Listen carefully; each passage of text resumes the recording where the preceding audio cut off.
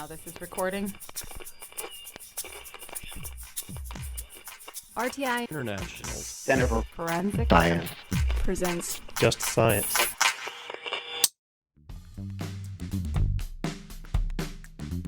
Welcome to Just Science, a podcast for justice professionals and anyone interested in learning more about forensic science, innovative technology, current research, and actionable strategies to improve the criminal justice system.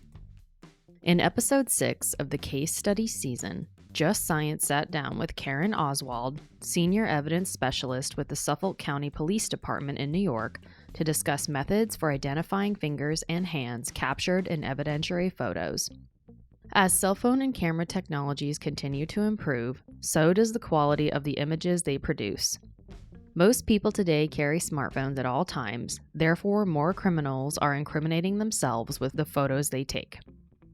While investigating a case, Karen Oswald saw an opportunity to use pictures from a suspect's cell phone as a tool for identifying his hands and proving his guilt.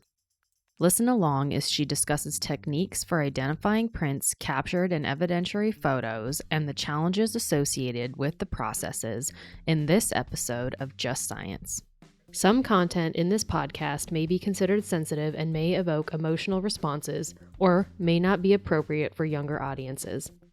This season is funded by the National Institute of Justice's Forensic Technology Center of Excellence. Here is your host, Dr. Mike Planty. Hello and welcome to Just Science. I'm your host, Dr. Mike Planty, with NIJ's Forensic Technology Center of Excellence, a program of the National Institute of Justice. Here to help us today with a discussion on fingerprints is Karen Oswald. Welcome to the podcast, Karen. Hi, thanks for having me. Karen is the Senior Evidence Specialist with the Suffolk County Police Department in New York. She graduated from Marist College in 2005 with a Bachelor's of Science degree in Criminal Justice and has worked as a latent print examiner in the SCPD identification section for the last 15 years. 2012, Karen spent 11 months in Afghanistan serving as a contractor with the Defense Forensic Science Center, where she gathered biometric data in support of the Operation Enduring Freedom. Her areas of expertise include crime science, processing and photography, and the development, analysis, and comparison of friction ridge detail. So before we get started, Karen, what were your interests in fingerprints? Were you just generally interested in criminalistics and just focus on fingerprinting? Honestly, my job, it was luck and good timing is what I always tell people. I was graduating college with a degree in criminal justice, which in hindsight, I wish somebody had told me never to major in criminal justice because it's not the most marketable degree. And I had always wanted to be a police officer, so I kind of had all my eggs in those baskets, and I didn't realize how difficult it is to get a job in Suffolk County where I live. So I was unsuccessful in scoring high enough on the police tests that I had taken, and when I graduated college, I just ended up taking a bunch of random civil service tests and scoring well enough on them that I just picked which one was most interesting. And this is the one that I thought was most interesting. So it was luck and good timing, and then a lot of on-the-job training and just pushing yourself from there. And yeah, you spent most of your career with Suffolk County, right? Yeah, my whole career pretty much. So our topic today is really an interesting one. It's identifying fingerprints from photographs. With the increasing prevalence and quality of smartphone cameras and just the use of social media and other online formats, you can go beyond simply the traditional forms of latent print examination and move into photographs. Tell us a little bit about that whole area and how it's developed over your time. I've only had the experience of processing a handful of cases this way, and it kind of came out of nowhere. It wasn't really something I had thought about until the first case came up, and that was all the credit goes to the computer crimes detectives. They had a child pornography case. They were looking to execute a search warrant on a subject's house. They had him on suspicions of possessing child pornography. And when they seized his computer and his cell phone, they did a forensic dump of the information on his electronics, and they saw that there were a series of file names, like the sequential file names that your photos are automatically called on your cell phone, that were missing. And it looked like out of that series of photographs, some had been removed. So then they started looking specifically for these file names within his computer, And buried deep in some folders, they found the file names, and they were images of a man's hand and private parts with a little girl. And what made them look more into these images, there were thousands of images of child pornography on his computer, but it was these particular images that looked like they had been taken instead of downloaded. So they focused more on these images, and they, when you're a detective, I'm not a detective, but I assume that when you are trained in a specific area of expertise, your training is, to see the crimes against a minor. You're looking at these photographs, seeing the sex act, you're seeing the child, you're seeing a man. I wouldn't expect them to see friction ridge detail on the subject's hands. And it blew me away that they had the wherewithal to see these images and say, hey, look, you can actually see detail on this guy's hands. Why don't we go talk to the identification section and see if they can do something with it? So I was so excited when they came up because it was different, and I like getting involved with things that are different and anything that could advance what we do for other detective commands. So really, that was my first experience with it. And from there were a couple other cases, but then I got talking to my friends in other jurisdictions and started giving some presentations. And this is actually something that's being done fairly frequently throughout the country. I have a couple case studies that aren't my own, and they're even more cool than the ones that I've done. It's really novel. So it's just, you think fingerprinting's been around for 100 years, right? And all of a sudden, because of this emerging technology, and it must have to do with some of the quality of the iPhone cameras and just the camera technology and digital evidence in general, where you're able to even detect a friction ridge through a photograph. It's almost like an arms game. And I guess the other key here is that you're getting a friction ridge pattern from a hand that is involved with a crime. You can see it. I remember one case I had back in the day. I worked as an intern with the Secret Service Division, Forensic Service Division, and they were always excited when they got someone's fingerprint in the ink making counterfeit bills. And so it was just you have your fingerprint on the ink on the bill that's being manufactured, and it's like tying all the pieces together. And this is an opportunity here where you have this child exploitation, where you have the digital evidence, and you have the crime scene right there in action, if you will. So tell us some of the challenges with that case, that first case you mentioned, in terms of getting a usable print from that, because it's just not, taking someone's prints and then comparing them to known images. Sometimes the hands are a little bit different. You have to look for some usable images, right? Yeah, so the detectives had submitted me a disc that had 7 images where you could see the subject's hand as well as the little girl and his genitals in it. And out of those 7, I went through each one and looked at the ridge detail that was present on his hands to determine whether it was sufficient enough that I could make a comparison with it. And 5 of them were not useful, but there were 2 where there were several pieces of his hand that the friction ridge detail was clear enough that it could be analyzed, the minutia could be marked. Looking at the picture, I know that it was a certain finger on a certain hand. I knew that it was a palm, so I wasn't guessing at where did this latent print come from. I knew that it was the left index finger of whoever this man was. So there's actually more context clues often in a photograph, which is nice. There's not as much guesswork as far as location and orientation, anatomical location. But out of those 2 photographs, there were identifiable features in both of them. And they both had the man, they had his body in it, and they had the little girl in the photograph too. So you're right, you're taking this identifiable evidence and you can see not only this identifiable evidence, but the crime right in front of you. Exactly. I mean, really interesting, I think, application of that technique with these cases. I mean, they're terrible cases, and given the emergence of the internet and all of these devices, it's something that we'll probably have to deal with in the future. And so having this ability to identify latent print, I think it becomes really important. Now, I guess this didn't happen in your case, but this is also not only identifying suspects, potentially also victims, right?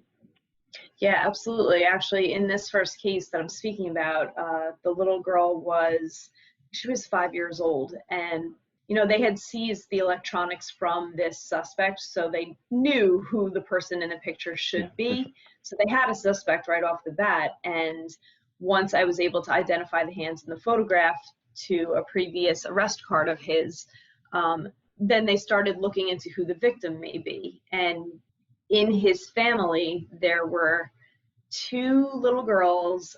I want to say that he was remarried, so his new wife's side of the family, I think it was her either nieces or grandkids, but there were two that were about that age, had the blonde curly hair, and they weren't sure which one of them to contact first. One lived, I believe, in New Jersey, the other one was in, I think, New Hampshire or Maine. So we actually did look at the photographs, not that the kids would have anything on file, but we did look at the photographs to see if her hand was in the picture or even her foot, and we could get exemplars at a later date to prove that this was the victim in the photograph. There wasn't sufficient detail on her hands or feet, unfortunately. But the point you're making, that the photograph is more than just a print. It's all this contextual information that could be leading investigators towards other leads, other victims, and pulling together a much larger case. Second case we were going to talk about is one on human trafficking related to sex trafficking. Set up that one for us. So my lieutenant in the identification section is also the commanding officer of our human trafficking unit.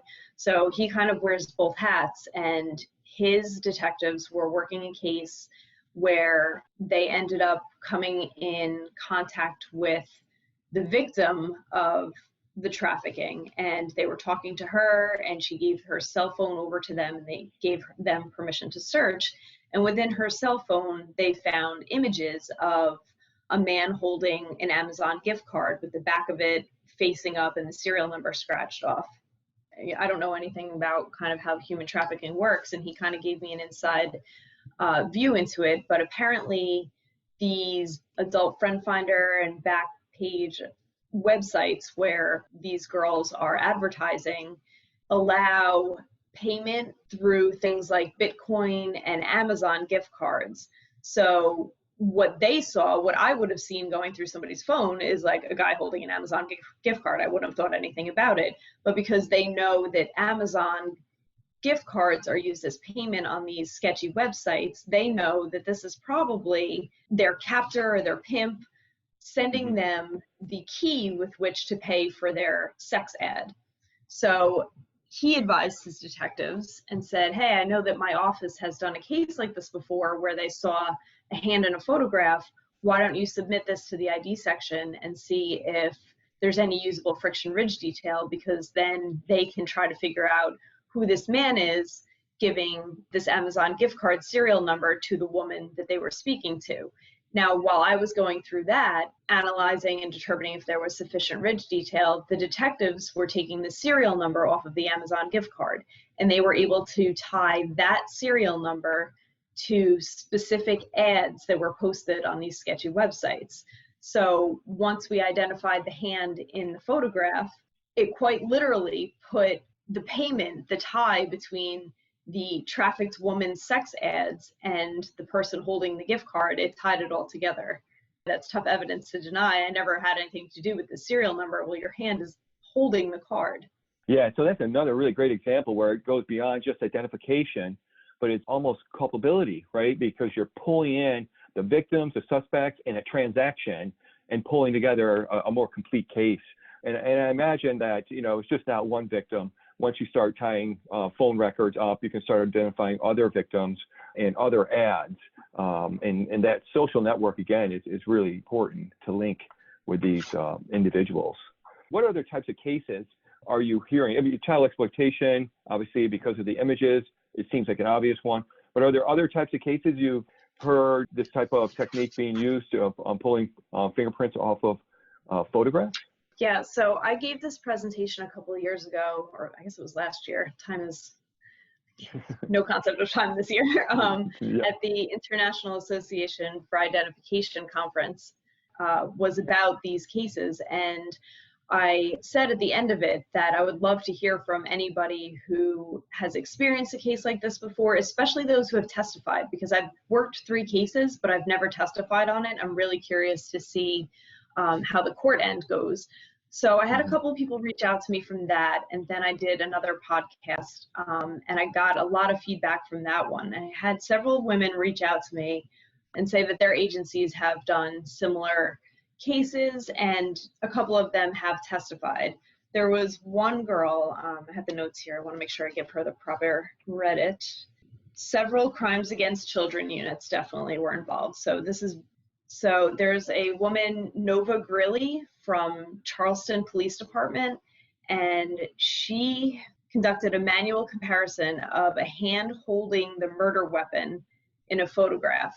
The photograph was from a Facebook account that had been deactivated, and investigators obtained a search warrant to get the image. But she had the suspect actually holding the murder weapon, and I thought that was so cool. Just, how often do you catch the murderer with the weapon in his hand? I thought that was a great case. So it's being done. I've heard of people with drug cases too. Everybody's so proud of their stash and their weapons, and they like to brag about it, and they put it up on social media. And the resolution of these cameras and these websites is, it's good enough to get you. Yeah, that is amazing, the use of social media, and not only, with law enforcement investigations, it's becoming a really significant point where you can tie things together and even, like you said, identify where people are, showcasing what they're doing. I guess one of the key things here is, have you talked with folks about the standard operating procedure, a process about, and we can get into that a little bit more, about how you go about extracting these, or are there well-accepted processes in place right now? Well, when I first got the first case that came up to me, I'm an overthinker. I overthink everything, which is not the greatest thing in my field. So I wasn't exactly sure how to proceed. I did some research to see if there were any other jurisdictions who had already done this, and there was a jurisdiction down in Florida, and I spoke with the investigators who had done a case like this before, and they reassured me that it's really not all that different from what we do every day with latent prints. I mean, it's still friction ridge detail that's in front of you in a photograph. When I get a piece of evidence, I dust it or use the chemicals, I develop a latent print, I take a photograph. Then I have that ridge detail in a photograph, and I should operate pretty much exactly the same way. There's definitely differences that you have to consider. Like I said, there's context clues with a hand in a photograph, which makes it a little bit easier in some aspects. There's also different distortions to consider. So when an object is handled, the condition of your hand, how good your friction ridge skin is, whether you're sweating, how tightly you grip something. There's a lot of different factors that can determine how clear your fingerprint that you leave behind is. When you're looking at just your raw hand, there's nothing pushing on it. There's nothing, it doesn't matter if you're sweating or not sweating. I can still see your friction ridge details. So it's nice to eliminate those distortions, the pressure, stuff like that. However, there's other distortions that you have to consider, and one of them is focal point and lighting. So especially in the case of the first child pornography case that I worked, the main image that I used was the man's hand holding the little girl's hand in his hand, and he had placed his penis in her hand. So the focal point of the photograph was obviously her hand holding his penis, not his hand behind hers. So by focusing on that top layer, where his hand was a little bit out of focus. So when you're taking a picture of a latent print, I'm the one focusing on it. So I know that it's going to be in focus. When I'm looking at an image that's already been taken, I have to deal with whatever focus quality that is provided to me. So in the 5 images that were not sufficient, that was the reason why. The picture was clear as day for what he was trying to capture in it. His hand was just too far away from that particular area that it wasn't in focus enough that I could capture it. The other struggle sometimes with hands in photographs is with a latent print, when you touch something, you tend to more often than not touch it with the core area of your fingers, so the pad of your fingers, which is represented when you are arrested or fingerprinted for a license or a job application, and they take your print. That's the area they're capturing in the prints that go into our database.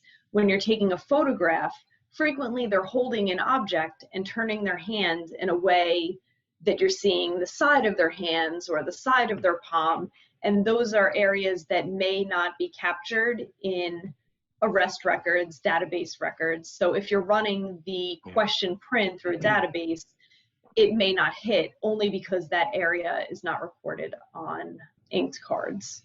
Which might end up with like a partial, but in your case, for the first one, you had a suspect. So then you could create some comparables related to that and do more direct comparisons.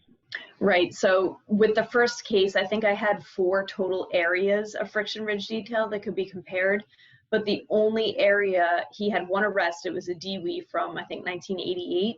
So I pulled his card from the 80s, and the side of his thumb, I was able to identify to that card. But all the other pieces were a palm and the sides of his fingers and the second joint of his fingers, and that wasn't recorded anywhere on the card. So I identified that thumb. That was enough for investigators to arrest him. And when he was brought in and under arrest for the child pornography charges, I took major case prints of him. So I made sure that I got his palms, I made sure that I got his joints, I made sure I got the side of his fingers, and then I was able to complete the rest of the comparisons and identify all of those fingers to him, or all of those areas of friction ridge skin. The third case you have here deals with child exploitation again in the dark web. Well, tell us about that unique situation. So this was not my case at all. This was a countrywide request that went out from Homeland Security, and they had a subject who they had been communicating with undercover on the dark web for quite some time, and he was abusing a little girl. She was 3 years old, and he had contact with her on a weekly basis. So they had been speaking with him, and he was very, very careful about the images that he shared, the information that he shared. Investigators from Homeland Security said that he only operated on the dark web, and he used encryption and data scrubbing to cover his tracks. The investigator who was speaking with him said that he was very descriptive in talking about the acts that he performed. He said that it was his sister-in-law's toddler, and there were posts that were dated earlier where he was talking about his sister-in-law being pregnant. She already had 3 boys. He was really hoping this one was a girl. So he was planning out this abuse long before the baby was even born. And when she was born, he was so excited about it. He spent time recruiting men to try to impregnate women so that they could abuse their babies. Eventually, he slipped up and he posted a photograph that had part of his hand in it, and the investigator jumped on that. He took the sensitive parts of the image out, gave it to their latent print unit or their forensic unit, and they repeated the same process that I had gone through, analyzing the friction ridge detail, determining whether there was enough there to make a comparison in the future, ran it through all their databases, and came up with no hits. So his request was to everybody in the country to run it through their most local database, because they're running through federal systems. And he was hoping that maybe there was a local database that had either licenses or job background check cards, something that wasn't in the federal databases, and maybe we would get a local hit where they couldn't get a hit. So I went through the same procedure, ran it through our database, didn't get any hit, ran it through New York State database, and then our Suffolk County local database. And unfortunately, I didn't get a hit. And speaking with him and other people throughout the country, nobody came up with anything. He did later tell me that it was just investigation work. They ended up getting the guy down in Florida. And once they arrested him, suddenly all these hits started coming in, which was kind of cool, seeing that this image had been running through everybody's databases. And as soon as he was arrested and went to the system worked, and everybody got returns on the print that he was hoping to have identified earlier. So that's another great example to reiterate in terms of the investigative function, right? Recognizing that hand as potential evidence that could be processed by the identification unit and pull a fingerprint image off that. So that's fantastic. But maybe we can summarize a little bit about how these fingerprint cases are different than your traditional work. One of the big issues that you have to deal with is calibration, as you mentioned. So when we develop latent prints on an item of evidence, typically it comes up on the item of evidence, and like I said, I'm going to take a photograph of that.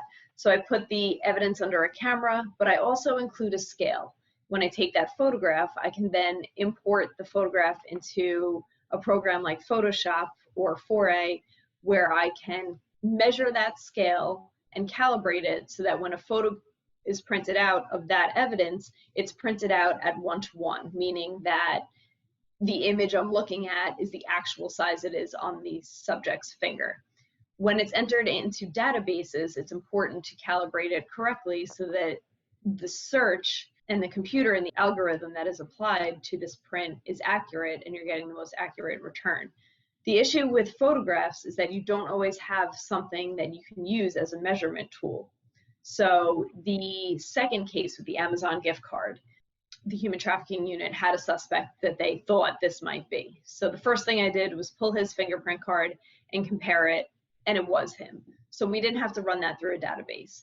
If I had to run it through a database, though, I would have bought an Amazon gift card. I would have measured that Amazon gift card and then calibrated that image based on the size that I know an Amazon gift card is. So that would have worked out okay.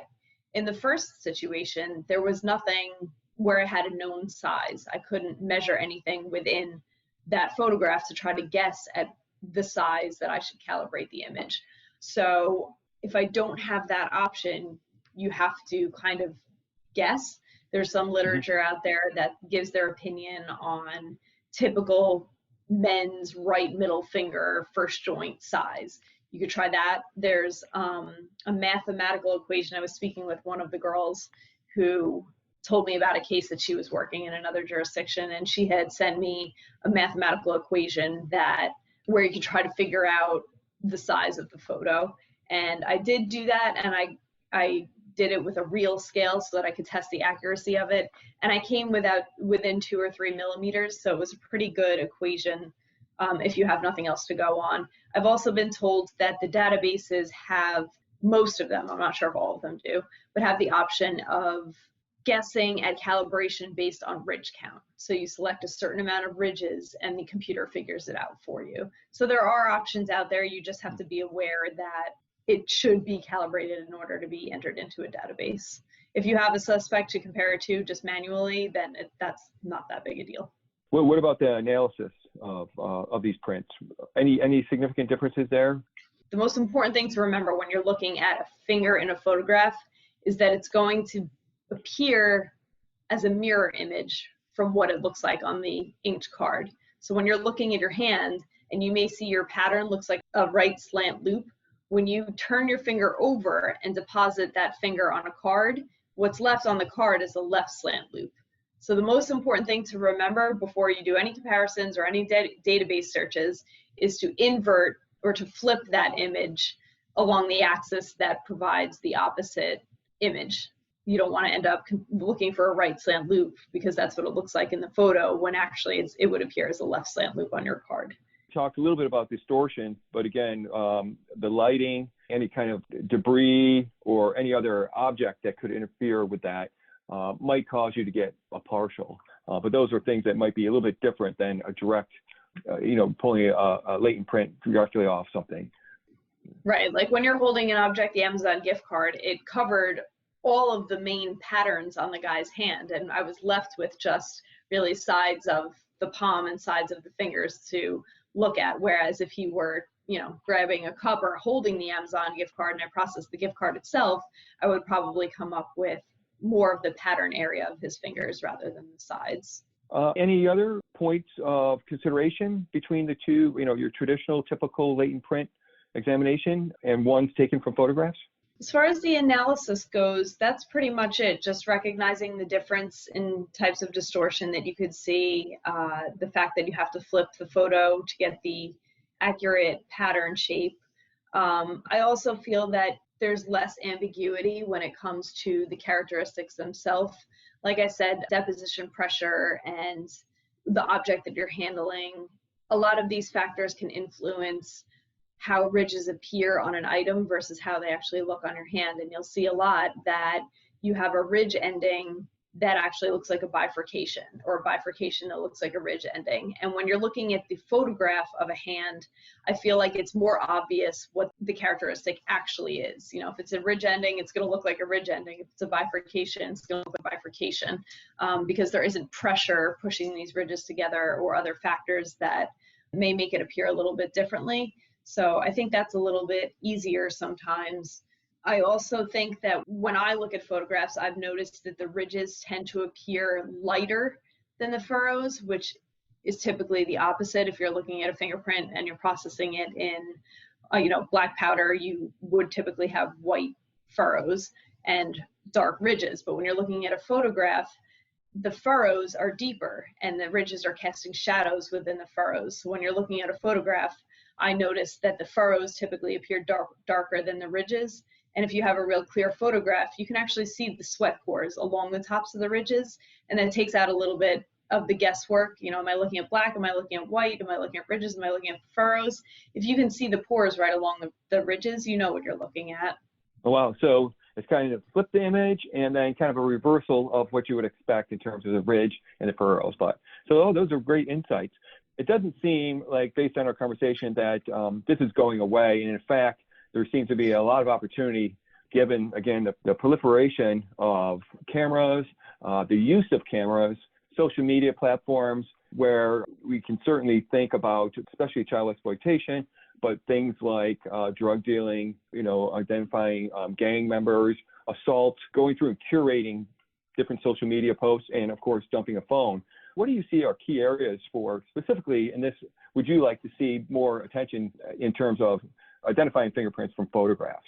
Well, the whole reason that I started giving this presentation is just to get, not even so much to speak with latent print examiners, but the investigators working these cases. Because like I said before, if I'm an investigator with a certain expertise, I don't expect them to notice friction ridge detail in a photograph. I mean, I've been looking at these things for 15 years. I see ridge detail everywhere on everything in my life, but I don't expect somebody who's not a fingerprint expert to notice that.